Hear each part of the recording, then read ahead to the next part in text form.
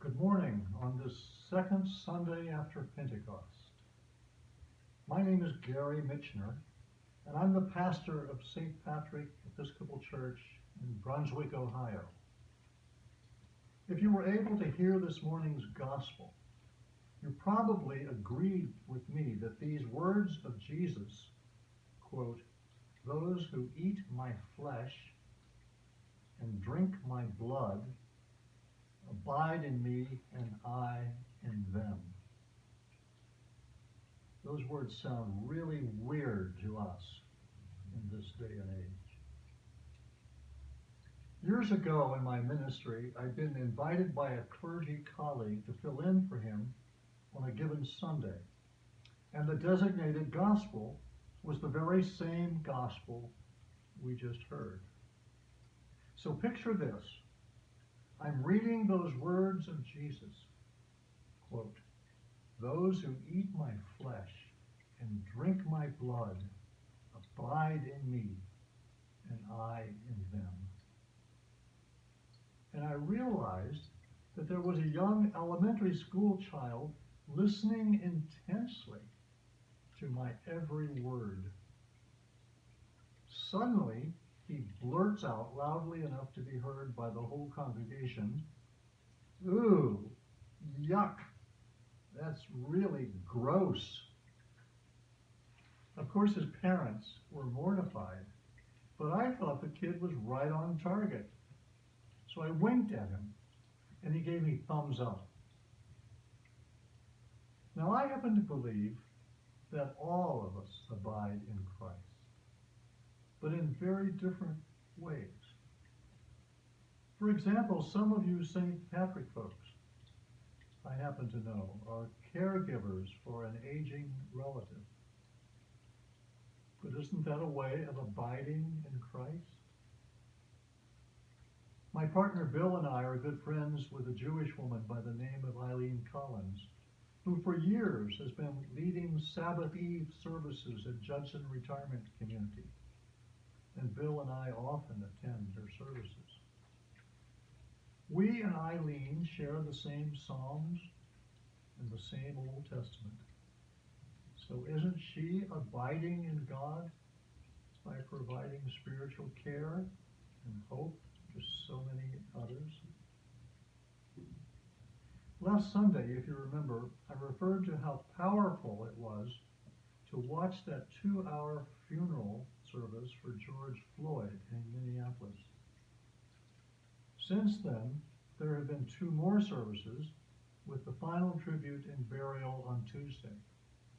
The Floyd family certainly demonstrated a courageous and loving example of abiding with Christ, while the whole world watched. I'm sure most of you have read Bishop Hollingsworth's email to everyone in the diocese. He ended his letter with these words: "Pray that this moment of racial awareness and responsive social change might be fertile and not futile, and that we as agents of God's justice and mercy might be bold and not belligerent, peaceful and not polarizing, vital and not violent, humbly willing to march in the other person's shoes." In the 90th Psalm, we read these words: "Teach us, O God, to remember our days, that we may gain a heart of wisdom." I'd like to close with one of the great hymns of the church, which may seem a bit morbid to some, but I hear this hymn as expressing a heart of wisdom. Abide with me, fast falls the eventide, the darkness deepens, Lord, with me abide.